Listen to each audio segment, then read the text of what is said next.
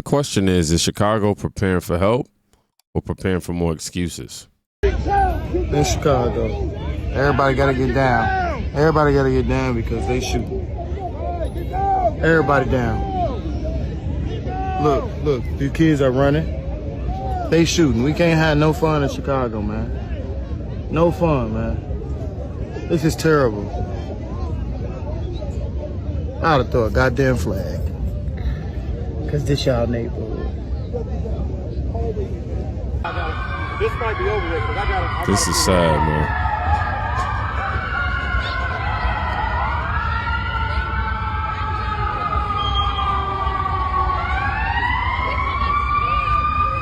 Again, man, this is sad. No child should have to experience this. Every parent watching felt that drop in their stomach. Safety isn't partisan when your kid is face down in the dirt. If your plan can't protect a playground, it isn't a plan. It's PR. Speaking of PR, I want y'all to listen to this theater. There are multiple motives that the president has right now. One, his ultimate motive, of course, is to bring federal troops, the National Guard, into the city of Chicago and cities across America to cause chaos. You have someone who is determined to behave as well as lead like a dictator, and his authoritarianism is something that is threatening our democracy. And then, of course, the president has made it very clear. He said that this will be the last election. There are multiple motives that the president... Threatening our democracy. What did Jeffrey Man always say? Replace democracy with Democrat power. So the pitch is, stop the feds or it's the last election. Nah. Stop the bullets or it's the last childhood. How about that? If your strategy is fear instead of fixes, you're protecting headlines, not neighborhoods. And it's not just me. Democrats in Chicago are saying this out loud. We should be working to make sure that we are in coordination with each other. There's nothing stopping the mayor of the city of Chicago, the governor of the state of Illinois, from picking up the phone and reaching out to the president of the United States and saying, what can we do to be on the same page? We should all be looking to continuously decrease the amount of victims in our city and in our state. And instead, we're getting into this tit-for-tat social media back and forth nonsense, which is only putting the people of Chicago and the people of Illinois in the middle, in the crosshairs of the criminals who are going to use this time to exploit and go crazy, as we're continuing to see this weekend, where we've had multiple mass shootings, multiple victims, and no one wants to talk about them. I hear the governor talking about an invasion, an insurrection. I hear the mayor writing useless orders against the federal government. But what no one is talking about is, if our crime stats are decreasing, why can't we push with Donald Trump's help and decrease them even more? Mm-hmm. How many victims are we comfortable with? Because that's ultimately the subtext of what the mayor and the governor are saying, is that we are comfortable with the amount of victims we have right now. We don't need to improve on our numbers any further than that. Ray Lopez asked the only honest metric. How many victims are you comfortable with? When your own bench is begging you to take the assist, the excuse playbook is cooked. Meanwhile, the streets keep the score better than the city hall keeps the spin. 7 people were shot in the Bronzeville neighborhood. We're told a group of people were standing outside around 11 o'clock last night when a car drove by and someone fired into the crowd. The victims include 5 women and 2 men ranging in age from 28 to 32 years old. All were shot in their lower half of their bodies. They were taken to the hospital, and all of them are expected to be okay. Another drive-by shooting. This one happened just after 1 a.m. near California and West Haddon. Chicago police say 2 cars drove past people standing outside when several shooters fired into the crowd. The victims range in age from 26 to 39. All are expected to be okay. Police are still looking for the shooters. 7 people were shot in the Bronzeville. 2 neighborhoods, same script. Drive-bys, tape, sirens. But the Democrats, that is, want to continue to preach crime is down. Cool. Down on a spreadsheet, up on the sidewalk. Chicago doesn't need selective stats. It needs consistent safety. Let's roll the local news. No hashtags. Just hospital runs. There appeared to have been some kind of large gathering overnight. Chicago police confirming that 5 people were shot near 36th Street and Cottage Grove. Officers responded to the area around 1 o'clock last night, 1 o'clock this morning, I should say. Police say while they were on scene, officers heard gunshots and moved to the area of gunfire. That's where officers, they say, they found multiple victims, and several ambulances and paramedics were called to help those who were shot. The victims' ages range from 17 to 36 years old, and we're told the 17-year-old is in critical condition. Citizen app video from the scene shows a large police presence near Ellis Park as Chicago police investigated. Police say that there were 4 guns that were found in the area, and a person of interest was also taken in for questioning. There appeared to have been a 17-year-old is fighting for breath while grown men fight for a narrative. The only intimidation worth debating is a mother staring through the ER window. I can't even say it. Yeah, staring through an ER window. And if you somehow think that that was a one-off, here's your weekend ledger. Okay, I have a list of some of the things that happened in Chicago from Friday till today. And people want to know if we need the National Guard. And this is not a full list of everything that happened in Chicago. So let's just take a look. From the south side to the north side, west, southeast, and downtown. We have a SWAT situation on the west side. $100,000 worth of Louis Vuitton merchandise stolen from downtown. Foot Locker broken into, rammed into with a vehicle. Forgot which location that was. 2 men shot southeast side. Woman shot southeast side. Stabbing on the west side. Break-in on the southwest side. Double shooting inside a liquor store, west side. Hostage SWAT situation on the southwest side. Fighting on the southeast side. A woman stabbed in the stomach, southeast side, CTA train. A 5-year-old fatally shot on the southeast side. A robbery and a shooting on the north side. Man shot on the Sabo Lakeshore Drive, South Loop. And a shooting in the motel, southwest side. This is not everything that happened from Friday to today. And I'm pretty sure there's more. It's quite a bit, though. My sources, ABC News and the Citizen app. SWAT on the west side, smash and grabs downtown, stabbings, shootings, repeat. It's bingo with bloodshed. And the only Square City Hall never covers is leadership. Ask the people who can't move out and can't tune it out either. Yeah, come get the illegals out of our neighborhoods. Like, for real. Come get them. Come get them. Like, we by all needs need them to come and get the illegals out of these neighborhoods. Like, we basically, like, here's the thing. A lot of the neighborhoods on the south side are already very impoverished. A whole new poverty class came into already impoverished areas.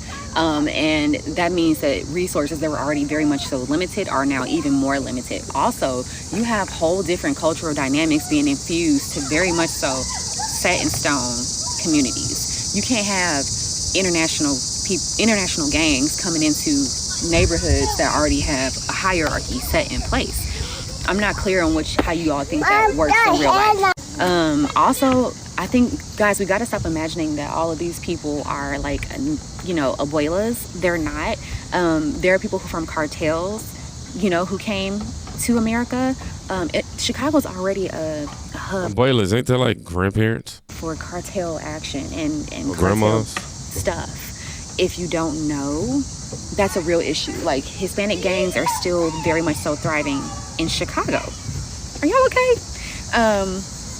Yeah, so no, we definitely need them to go ahead and come get the illegals out of all of our neighborhoods. Please do. Please get them back out so that those neighborhoods can focus on the people that were already there and focus on working with, gang members they may have been able to get through to. Like, a lot of the block clubs in Chicago, are actually sometimes able to actually, you know, find common ground with some of the people who do some, you know, illegal things in our neighborhoods. And sometimes these people will come to a general consensus like, hey, okay, we hear you. You know, we're not going to be all on the block because we've had a talk with this person and we're going to try to, you know, work together. That ain't happening with these new people. No, absolutely not. Come get them. Come get them. Take them back to their home country. And if their home country don't want them, it's the reason they don't want them. Now that's some mama for, not some sort of pundit saying quite pain out loud. I was going to say part, but pain is more appropriate.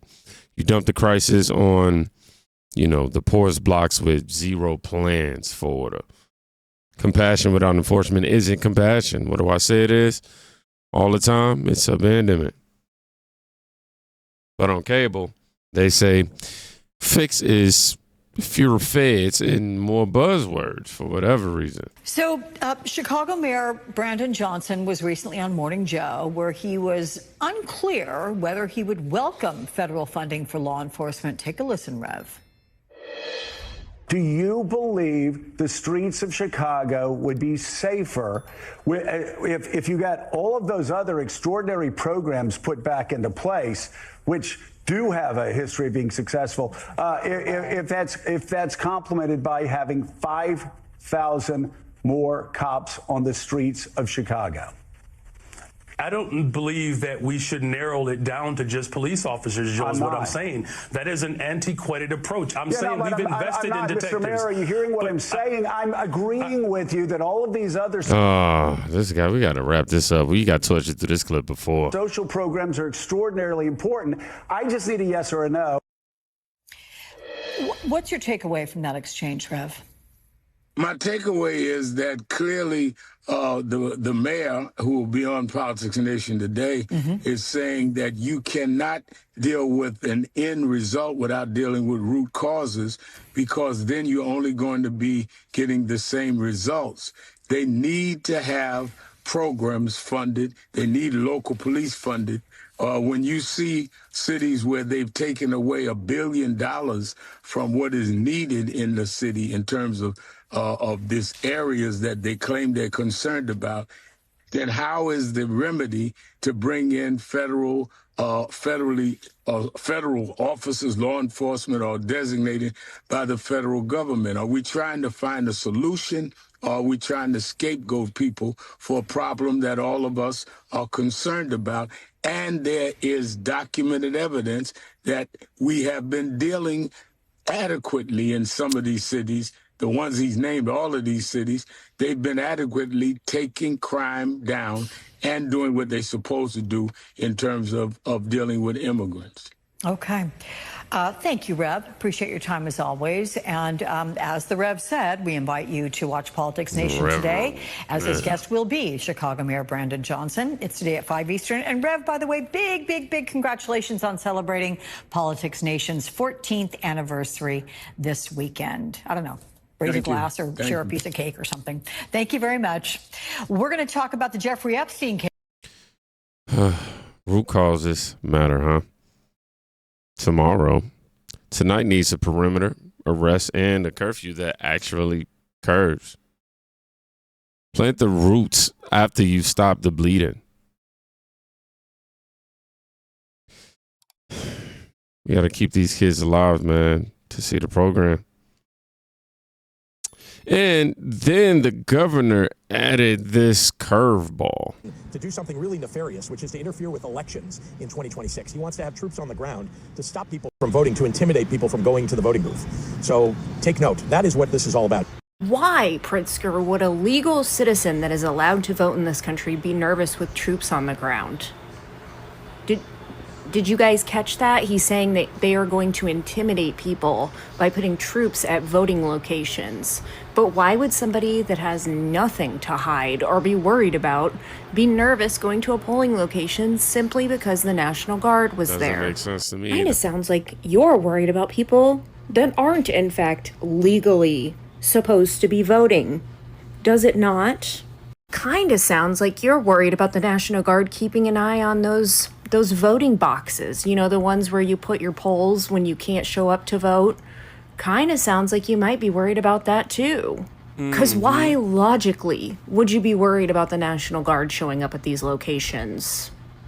You really think that people are going to be like, oh no, the troops, we better not go vote, when they have no reason to feel that way about the troops? I think Pritzker needs to rethink his talking points, because it kind of just seems like he's saying the quiet part out loud. What do you think he meant by this? I think he's giving us a little more than he ever intended to. Yeah, voter intimidation in September at youth games and parks. Only people nervous about uniforms at crime scenes are the ones planning to make one. Stop protecting motives and start protecting these families, all right? That's what really matters. And after the fear talk and the press talk comes the victory talk. Hey, what's up, Chicago? It's your Mayor, Brandon Johnson. We're here for the annual Bike to Drive on a beautiful day. It's Labor Day weekend. Just want to send a message to the rest of the world. This is not a hellhole. We're building the safest, most affordable big city in America, and we're doing it together. Let's get it. Hey, that's right. Chicago isn't a hellhole. It's been held hostage. And hostages don't need speeches. They need a rescue. Save the slogans for the parade, man. Right now, get a city a plan that wins. Chicago prepares for what? For help. Or for more excuses because the kids on the field answered already. If you felt that clip in your chest, you know which side is urgent. Same thing. If you made it to the end of this video, let me think of put hostage, held hostage in the comments. If you made it to the end of this video. Other than that, y'all be safe. Please go check on a friend today. You could quite literally be saving their life. Peace.